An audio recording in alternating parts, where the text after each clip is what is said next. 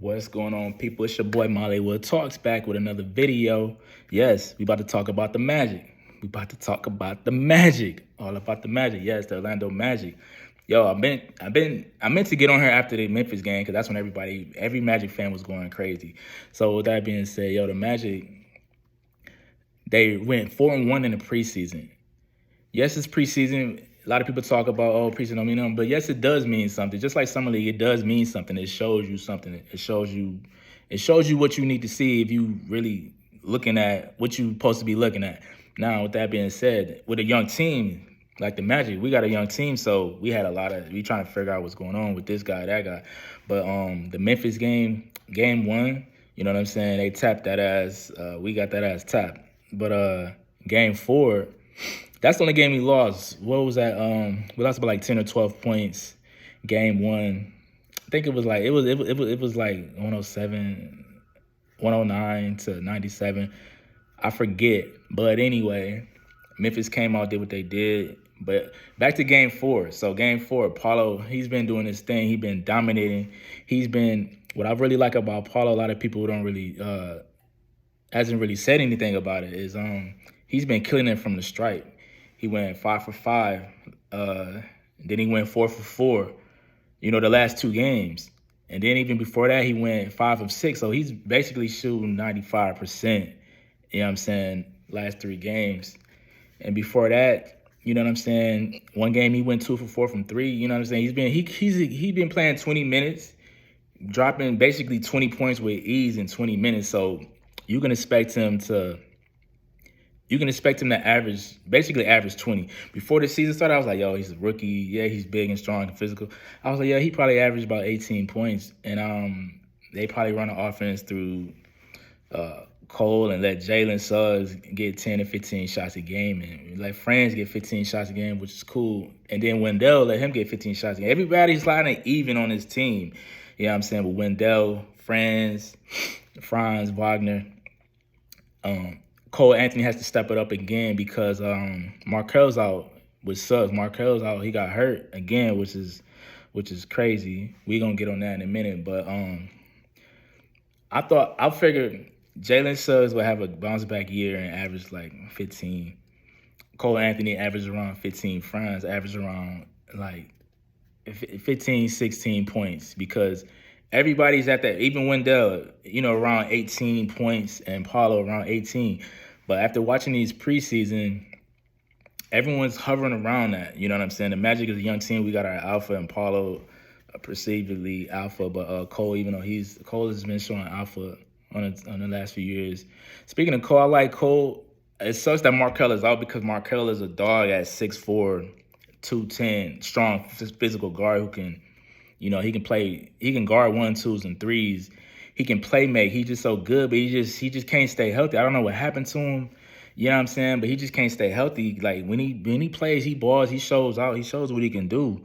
But back to Cole. I like Cole. You know what I'm saying? Cole is 6'3", 185 pounds, strong physical guard as well. Those are the type of players that I like.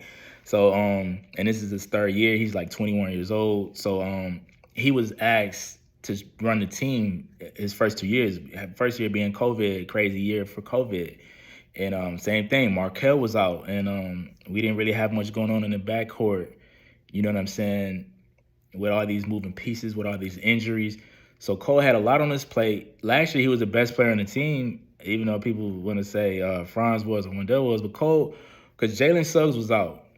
Cole was the best player on the team. He was averaging 20 all year until Suggs got back. And, that took some of the offense moved a different way. The first year with Coach Mose, which I love. When we hired him, I was like, yo, who is this? Why did we hire him? I wanted Jason. We didn't get Jason. He went to Dallas, but I wanted like somebody like that, a point guard. Maybe like I didn't really want Mark Jackson. I want him to get in the league to coach again, but I really wanted Jason Kidd, even though we kept messing around with Steve Clifford. I'm glad we got rid of that dude because he didn't know what the hell he was doing. He fucked up the roster. He fucked up everybody, like playing time, trying to do this and do that, and playing guys out of position, which I can't stand. But Coach Moses, he impressed me last year, like with he's a humble dude. He's an active dude. He's a player's coach. He's he'd get on your ass too, but he's a great guy, and the players are so receptive to him. So that's what you need in this today's day and age anyway. But Cole was definitely the best player on the team last year. Speaking of what the hell was I about to say? Friends. So and whatever, I get sidetracked. It's a lot to talk about. I want to keep this kind of short, but back to game 4 of Memphis. We saw Bowley. RJ has been playing 20 minutes. He's been showing. I'm an RJ guy. A lot of people have been hating on RJ, but I like RJ because at size. He came in at 6'4", like 150 pounds. He was so skinny, but now he grew 2 inches. He's 6'6", 190 pounds, and he's in his 3rd year, but he's only like 20, 21 years old because he was like really young, came in 19, 18 maybe, turned 19 at that year. Probably got drafted at like 18. A lot of these dudes get drafted so young. It's ridiculous, which I'm not a fan of, but we'll talk about that another day. But anyway, RJ Hampton, he's been doing his thing. The thing I like about him, he does that jab step and blow by you. He's elite at that. A lot of dudes can't do that in the league, so that's like prime. You know what I'm saying? That's a prime talent right there. And it translates for his defense. He's getting active, tipping balls. He may be tipping it to get the steal, tipping it to get the rebound. So he's been showing better decision making, which I am he continues to improve because he's making me look good. He's making the team look good because I've been an advocate of RJ. Like, yo, let's keep him. I actually wanted to draft him that year over Cole, but I'm happy we got Cole as well because at the time we needed a wing. We needed like 6'4", 6'5", 6'6", 6'7" wing, and we had too many guards. You know what I'm saying?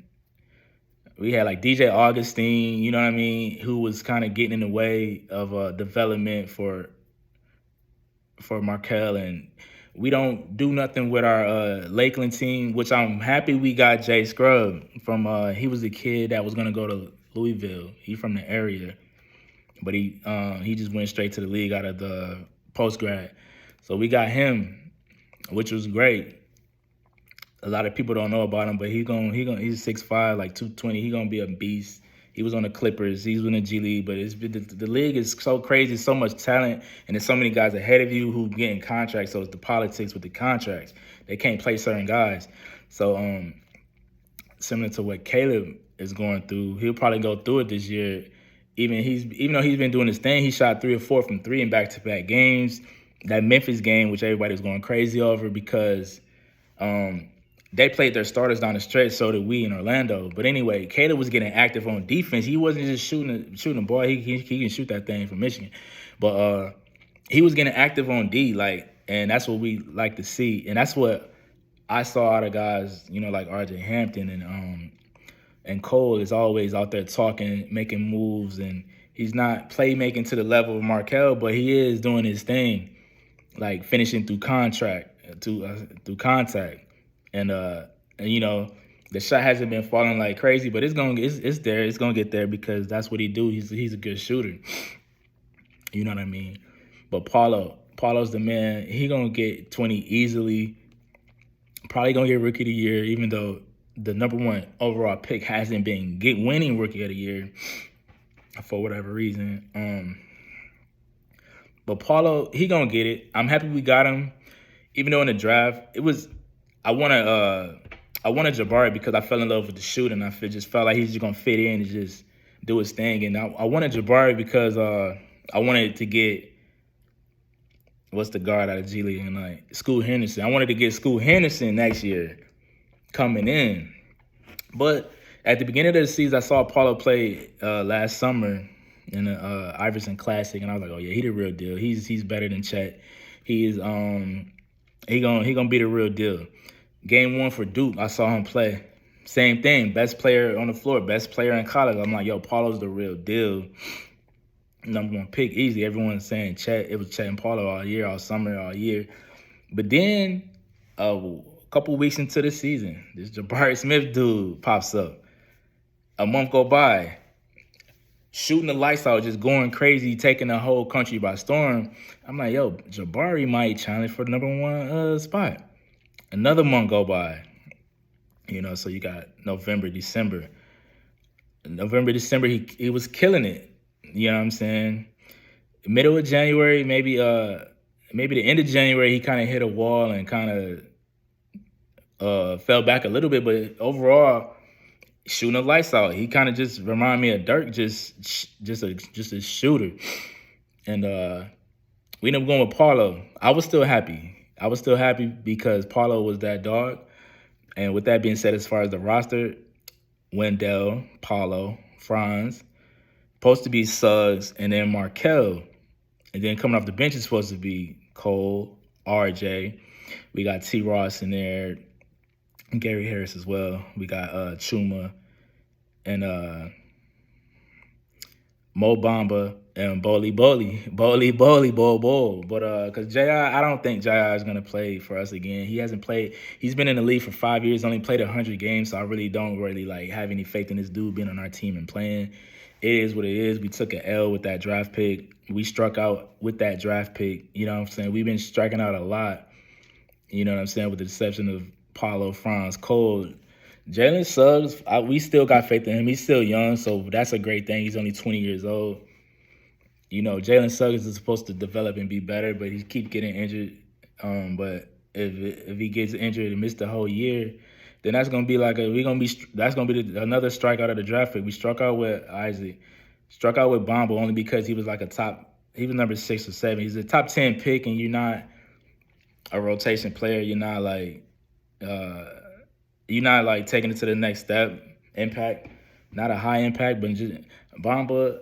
I'm happy we re-signed him because we need what he can do. He can play defense. He can long and defend and agitate guys on the defensive end.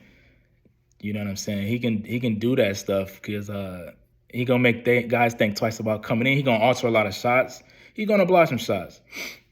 But we've been striking out a lot. The Magic is a fun team. It's a lot of excitement in Orlando right now for all the Magic fans. You know what I'm saying?